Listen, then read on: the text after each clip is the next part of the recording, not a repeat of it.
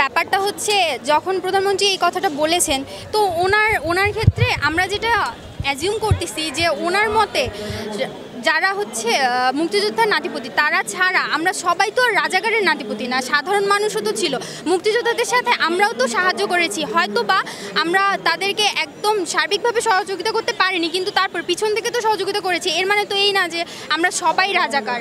তাহলে ওনার একটু ভেবে চিন্তে আমাদের কথাটা একটু চিন্তা করা উচিত ছিল যে আসলে রাজাকার কারা, রাজাকার যারা ছিল তাদেরকে তো আর সার্টিফিকেট দিয়ে বলা হয়নি যে তারা রাজাকার। অবশ্যই আমি মনে করি ছাত্র সমাজ যেখানে জেগে উঠেছে সেখানে দাবি তো পূরণ হবে, এটা আমি মনে করি। কারণ সবসময় আমরা দেখে আসছি সেই আগে থেকেই যে রাজপথে যখন ছাত্র সমাজ নামে তখন সেই দাবি কখনো দমায় রাখা যায় না। তো আমি মনে করি হ্যাঁ, আমি তো বলছি না যে সবাই আমাদের বিপক্ষে, মন্ত্রীরা আমাদের সাথে কথা বলছেন, যারা বিজ্ঞ তারা নিশ্চয়ই আমাদের দাবিটাকে যৌক্তিক বলে মনে করবেন।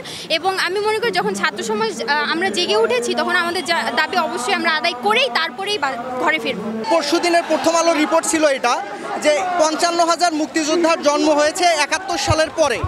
তাহলে ৭১ সালের পরে যদি মুক্তিযোদ্ধাদের জন্ম হয় তাহলে তারা মুক্তিযুদ্ধ করলো কিভাবে? এটা একটা অন্যায়। তো এই ৫৫,০০০ মুক্তিযোদ্ধার সন্তানরা, তাদের নাতি নাতিনরা কোটা পাচ্ছে, কোটা সুবিধা পাচ্ছে অবৈধভাবে। আমরা তো মুক্তিযোদ্ধার বিপক্ষেও না, বা মুক্তিযোদ্ধার সন্তানদের কোটা দেওয়ার বিপক্ষেও না। আমরা চাচ্ছি একটা সংস্কার হোক, যত বড় আছে সারা পৃথিবীতে কোথাও এত কোটা নেই। তো বলা চলে যে আমাদেরকে ইন জেনারেল করা হয়েছে, জেনারেলাইজ করে সবাইকে, যারা কোটার বিরুদ্ধে কথা বলতেছে সবাইকে আমাদেরকে রাজাকার বলা হয়েছে। আমরা তো সবাই রাজাকার না, রাজাকারের সন্তান না।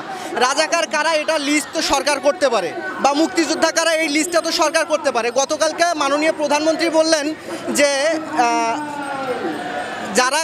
কারা প্রশ্ন ফাঁস করে কারা ক্যাডার হয়েছেন তাদের তালিকা সাংবাদিকরা করবে। তাদের তালিকা যদি সাংবাদিকরা করে তাহলে সরকার কেন আছে দেশে? সরকারের কাজটা কি আসলে? রাজাকার তো থাকতে পারে, কিন্তু আর রাজাকার যারা ছিল তাদের তো বিচার হয়ে গেছে অলরেডি। ঠিক আছে, আমাদের মাননীয় প্রধানমন্ত্রী নিজে বিশেষ ট্রাইব্যুনাল গঠন করে বিচার করেছেন।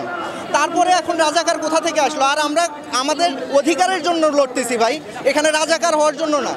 সকালে আমরা ঠিকঠাক ছিলাম, আন্দোলন করছি, বিকেলেও আন্দোলন করছি। মাননীয় প্রধানমন্ত্রী যখন সংবাদ সম্মেলন করলেন তারপরে আমরা রাজাকার হয়ে গেলাম, আমরা রাজাকারের সন্তান হয়ে গেলাম। বক্তব্যের মাধ্যমে আপনাদেরকে উস্কে দিল কিনা? না, কোনোভাবে উস্কে দেওয়া, আমরা তো আমাদের অধিকারের জন্য লড়তেছি ভাই, উস্কে দেওয়ার কিছু নেই। তবে তার যে বক্তব্য ছিল এই বক্তব্যটা আমাদের কাছে দৃষ্টিকটু মনে হয়েছে, বা আমাদেরকে অপমান করা হয়েছে। আমজনতা যারা আমরা স্টুডেন্ট আছি সবাইকে জেনারেলাইজ করা হয়েছে বিষয়টাতে। আমরা তো কেউ রাজাকার না, আমরা তো দেশের বিরুদ্ধে গিয়ে কোনো কথা বলতেছি না। আমরা চাচ্ছি দেশে থেকে দেশের যে অধিকারটা, আমাদের যতটুকু অধিকার, ন্যায্য অধিকারের জন্য আপনারা কোথাও লড়তে দেখেছেন ভাই? আমরা ন্যায্য অধিকারের জন্য লড়তেছি, আমাদের সাথে অন্যায় হচ্ছে, শুধুমাত্র এটার জন্য লড়তেছি আমরা। আচ্ছা ভাই, গতকালকে আপনারা একটা স্লোগান দিয়েছিলেন রাতে, তুমি কে আমি কে রাজাকার রাজাকার। আসলে আমরা এর আগে এই বক্তব্যটা এরকমভাবে শুনেছি, তুমি কে আমি কে বাঙালি বাঙালি। আপনারা দিয়েছেন তুমি কে আমি কে রাজাকার রাজাকার। এই রাজাকার রাজাকার বলতে আপনারা কি বুঝিয়েছেন? আচ্ছা, আইরনি শব্দটার সাথে নিশ্চয়ই আপনারা সবাই পরিচিত। আইরনি এটা বলা হয়েছে, যদিও এটা মানে আমি মনে করি যে নীতিগত সিদ্ধান্তের বাইরে ছিল আমাদের। এটা